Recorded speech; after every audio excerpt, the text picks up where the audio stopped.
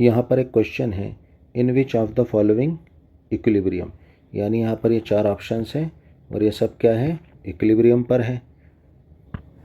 और इन रिएक्शंस में से कौन सी एक रिएक्शन है जिसमें क्या पूछा जा रहा है, Kc यानी कॉन्सेंट्रेशन कांस्टेंट एंड Kp यानी pressure constant are not equal, यानी ये क्या होंगे, Kc और Kp ये किस रिएक्शन के लिए इक्वल नहीं होंगे, ये हमें यहाँ पर बताना है।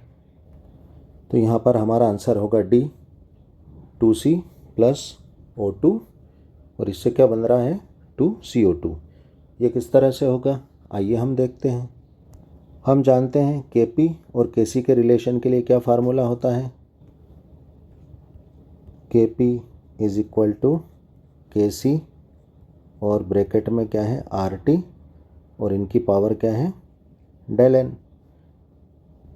जैसा कि हमने बताया Kp है प्रेशर कांस्टेंट, Kc है कॉन्सेंट्रेशन कांस्टेंट, R हमारा यूनिवर्सल गैस कांस्टेंट होता है और T हमारा टेम्परेचर और del n हमारा क्या है, नंबर ऑफ मोल्स में चेंज, यानी change in number of moles या मोलों की संख्या में परिवर्तन, यानी प्रोडक्ट और रिएक्टेंट के नंबर ऑफ मोल्स में क्या चेंज आ रहा है, उसको हम क्या कहते हैं, del n। यानी del n = प्रोडक्ट के number of moles minus reactant के नंबर ऑफ मोल्स। तो यहाँ पर हम चेक करेंगे कि रिएक्शन में प्रोडक्ट और रिएक्टेंट्स के नंबर ऑफ मोल्स में क्या चेंज आ रहा है। इस बेसिस पर हमें पता चलेगा कि Kp और Kc एक दूसरे के इक्वल किस ऑप्शन में नहीं है। तो इस फार्मूले से हमें इतना तो पता चल रहा है कि जिस रिएक्शन के लिए del n में कोई चेंज नहीं आएगा, यानी प्रोडक्ट और रिएक्टेंट के जो नंबर ऑफ मोल्स हैं वो जिनमें सेम होंगे, तो del n क्या आएगा, 0 आएगा और del n 0 आएगा तो क्या होगा, RT टर्म फार्मूले से हट जाएगी, तो Kp Kc के क्या हो जाएगा, इक्वल हो जाएगा। और हमें बताना है नॉट इक्वल, यानी हमें ऐसी रिएक्शन ढूंढना होगा जिसमें जो है प्रोडक्ट और रिएक्टेंट के नंबर ऑफ मोल्स में कोई ना कोई चेंज हो, तो ही जो है Kp Kc के इक्वल नहीं होगा। और यहाँ पर एक बात का ध्यान रखना कि जो del n होता है ये सिर्फ गैसियस प्रोडक्ट और रिएक्टेंट के नंबर ऑफ मोल्स में चेंज के लिए होता है, इसलिए हम यहाँ पर सिर्फ जो गैसियस प्रोडक्ट और रिएक्टेंट्स हैं उनके ही नंबर ऑफ मोल्स को काउंट करेंगे। तो यहाँ पर हम फर्स्ट रिएक्शन अगर देखें तो फर्स्ट रिएक्शन में जो है प्रोडक्ट के नंबर ऑफ मोल्स क्या है, 2 है ना, ये भी 1 है और ये भी 1 है। तो यहाँ पर फार्मूले में क्या हो जाएगा, Np की जगह 2 रखा जाएगा और रिएक्टेंट के नंबर ऑफ मोल्स क्या है, ये 2 है, यहाँ पे क्या हो जाएगा 2 - 2, तो del n क्या आ जाएगा हमारा, 0। और हमने बताया था कि अगर del n 0 हो गया तो RT टर्म हट जाएगी, तो Kp Kc के इक्वल हो जाएगा। इसका मतलब हमारा पहला वाला आंसर नहीं है। अब हम सेकंड वाले ऑप्शन को चेक करेंगे। यहाँ पर भी सारे ही गैस फेज में है, गैस फॉर्म में है प्रोडक्ट और रिएक्टेंट।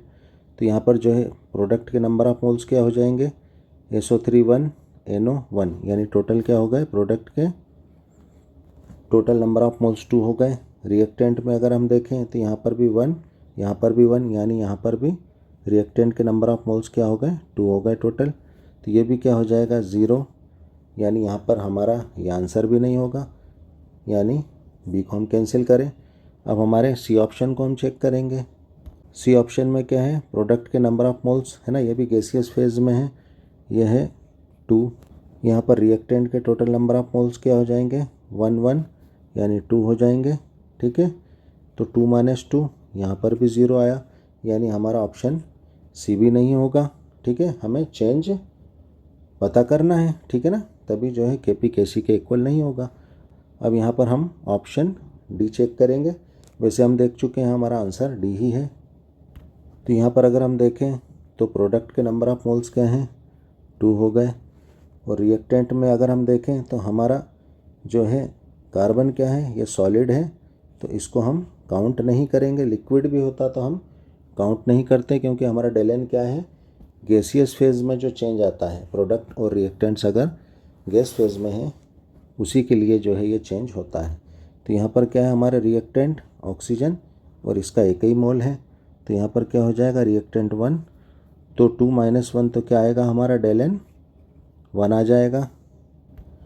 हमारा डेल n 1 आया तो हम जो है डेल n की वैल्यू यहाँ पर पुट कर देंगे। तो यहाँ पर क्या हो जाएगा, आर टी की पावर 1। तो आर की भी कोई वैल्यू होगी, टी की भी कोई वैल्यू होगी। हम जानते हैं आर तो हमारे यूनिवर्सल गैस कांस्टेंट है, इसकी वैल्यू जो है फिक्स होती है।